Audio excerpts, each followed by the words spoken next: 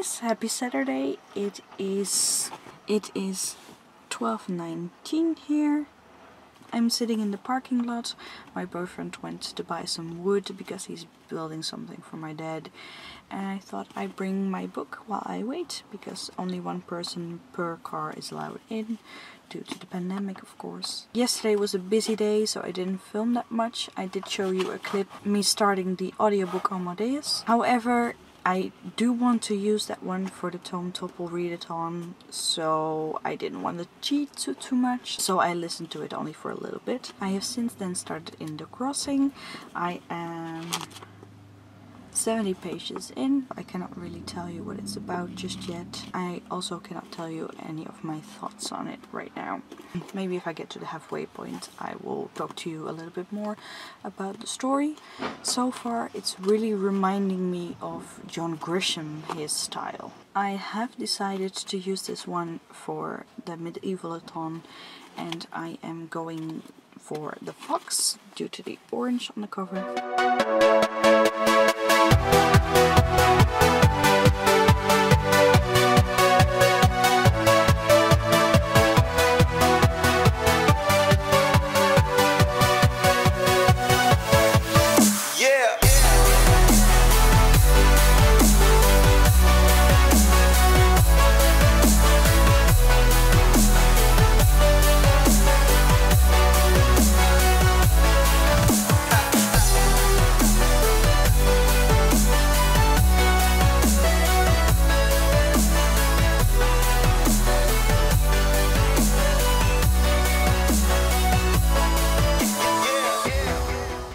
Hi guys, it's Sunday evening, past 10 o'clock already, and I thought I'd update you guys. I barely had time to read today.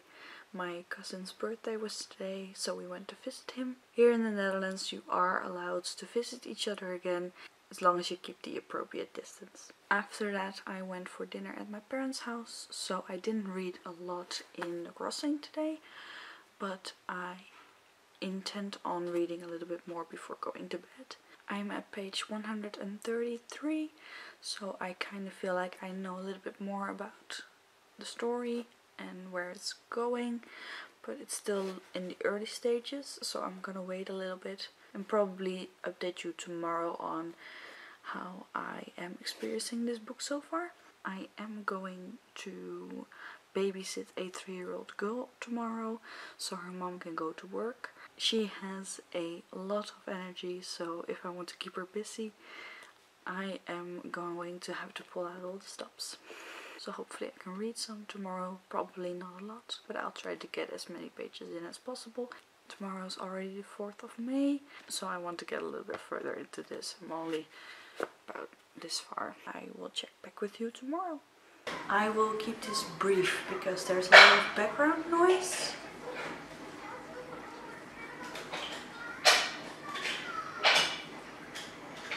Of course, play with Legos now.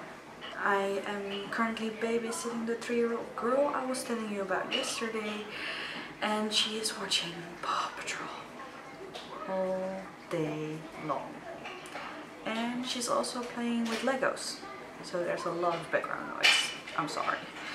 Hopefully I can get some reading done today, but I am going to allow her to watch one more episode before we're going to do something together. I'm trying to keep her busy all day so she doesn't notice her mom not being here. I did get some editing done for this vlog, and I am going to study some, and then when the episode's over, I'm gonna play with her for a little bit and then hopefully get some reading done. We are out for a stroll because the doll needed to sleep and she wanted to feed some ducks.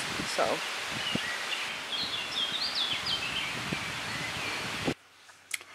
good evening guys, it is 10 o'clock on day 4 of the Medievelathon and I'm still a prisoner. After I got home from babysitting the 3-year-old girl, I was absolutely broken. Trying to get a 3-year-old girl to be tired at the end of the day is very tiring for yourself as well. It's not a very good start of my first ever reading vlog, and it's not a good first start for the Medievelathon. So I'm gonna try to read a lot before going to bed, and hopefully at least pass the halfway point tomorrow. And maybe finish it. Probably not, but you know. Hi guys, it's Tuesday the 5th of May and it's day 5 of Medievelathon. I am sitting outside because the weather is really nice, so I'm sorry if you can hear some cars in the background. I thought I'd update you on Michael Connelly The Crossing because I haven't talked about it a lot, and also I forgot to give you the synopsis. So let me tell you a little bit about this book.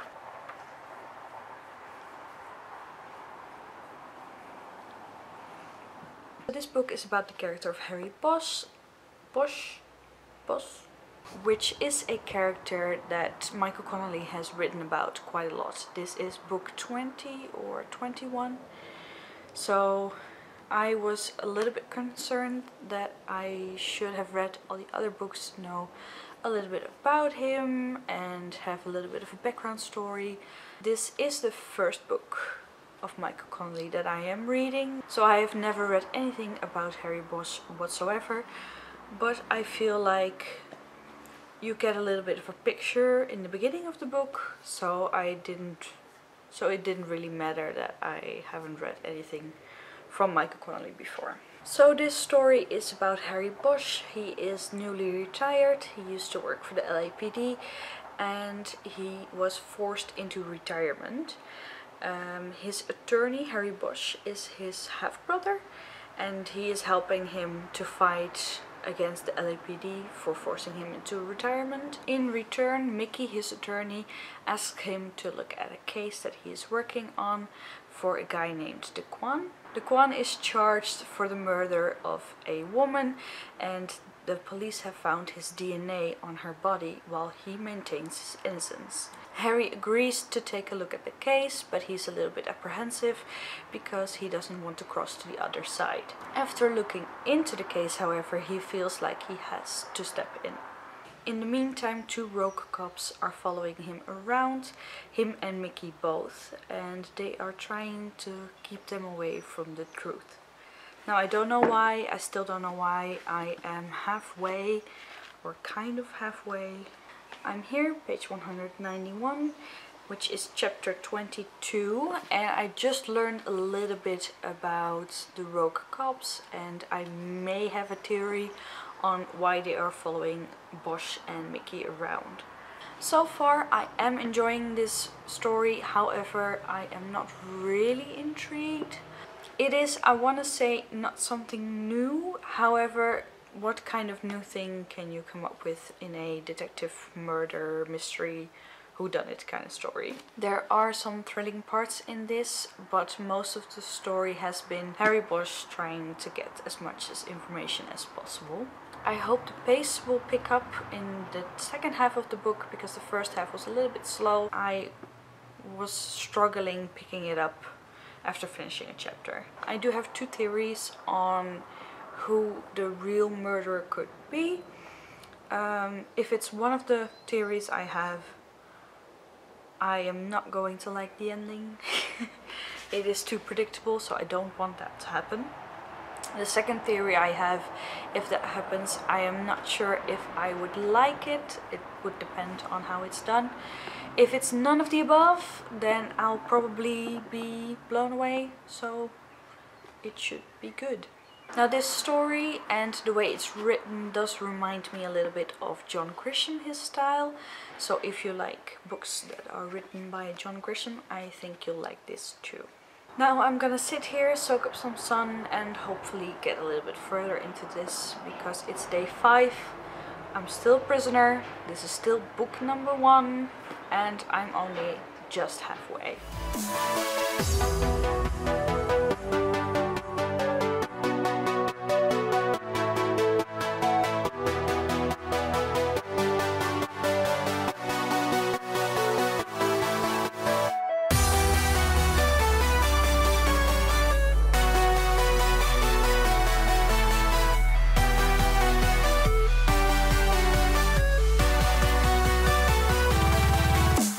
Hi guys, so a quick update. I'm gonna keep this short because I'm not really in the mood for filming right now.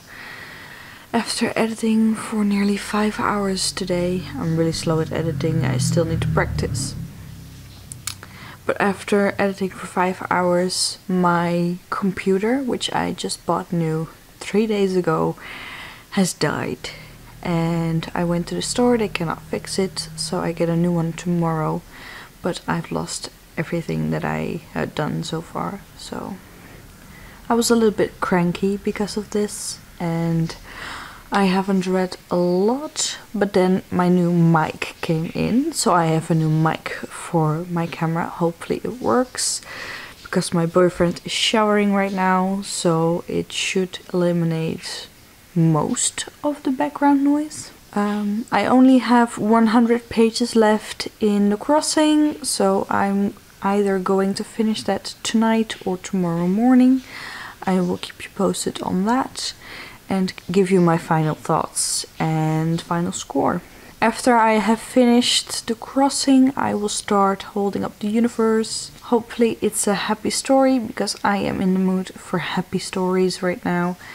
I am going to read that until the 9th of May, so I'm either going to finish it before the 9th of May, or I'm just going to put it aside, because the 9th of May is the Tome Topple Readathon, and that's when I can finally start my over 500 page books. And I think I'm going to start with The Institute.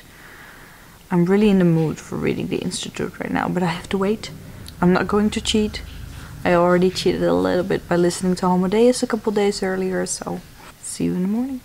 Hi guys, it's 7:30. I haven't vlogged all day. I vlogged this morning, but I lost all the footage, so that's why I'm sitting down and talking to you about The Crossing, because I have finished it this morning. I gave this 4 stars on Goodreads. I cannot tell you much about what I think about the book, because I just think it's a run-of-the-mill detective murder mystery whodunit kind of book. At the last few pages it was also kind of a attorney courtroom type of thriller. To me it wasn't anything new or inventive, so I gave it 4 stars. I liked it, I really liked it, but it wasn't anything special to me.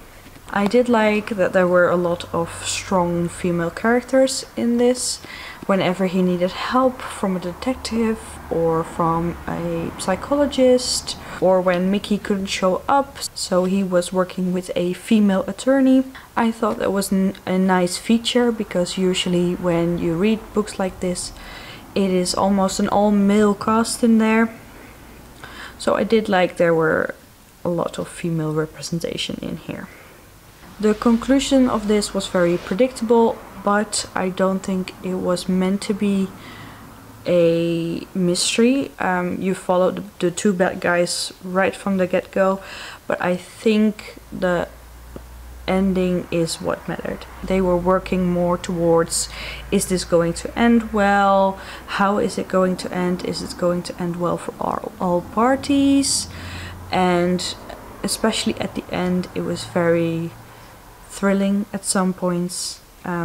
There were some exciting moments. There were some moments that had me at the edge of my seat, so I think that's what the main focus was with this story. So it didn't really matter that you already knew a lot about the background of the bad guys. What I filmed this morning and lost is that I was starting in Holding Up the Universe, because I wanted some feel-good story. I usually really like feel-good movies, so I was kind of hoping this would be too. Although I don't have a lot of experience with this genre. I am now 71 pages in, and I am enjoying it so far, but I kind of have a hate-love relationship with one of the main characters, Libby. In the beginning I thought she was very naive, and I thought it was weird that she was so naive. Now slowly you're learning why she is so naive. So I kinda start feeling for her, feeling bad for her for why she is naive.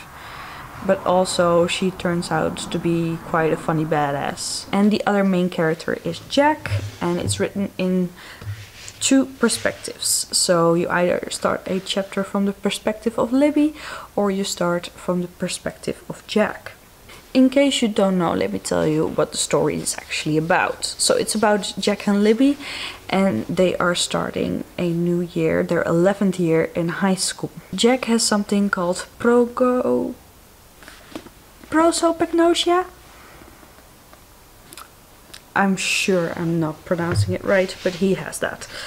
And it means he cannot remember faces, not even his own. He tries to remember people by remembering certain features of them. So their way of walking or the color of their hair, things like that.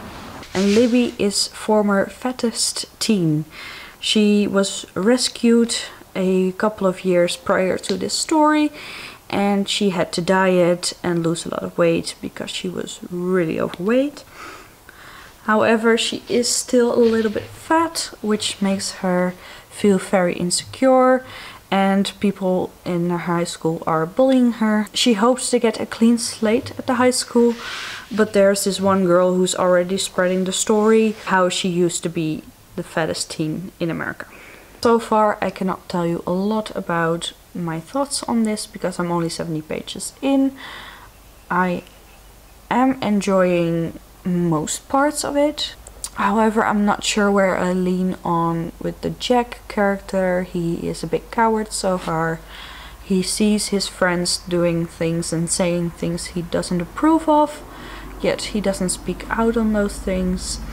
And also he tries to fit in, so nobody knows about his condition and he doesn't want people to know. So he kind of tries to fit in and changes his personality a bit, and also alters who he dates just to make sure that people like him and don't suspect anything. He did kiss his girlfriend's, or on again off again girlfriend's cousin, because he thought it was her and he didn't remember her face, but they looked kind of similar, so he thought it was her. I'll probably continue reading that tonight, and since this is the end of the vlog, I will update you in the next one how far I've gotten, because today is the 7th of May and on the 9th of May the Tome Topper Readathon will start, and I can only read tomes over 500 pages, which Holding Up the Universe is not. So I either finish it before then, which I probably won't, then I'll pick up my next book and lay it aside for a little bit. The Tome Topper Readathon is until the 22nd of May, so after that I still have quite a lot of days to finish it before the end of the month, so that should be fine. Thank you very much for watching this vlog. I hope you enjoyed. I'm sorry I didn't do a lot of reading in this vlog.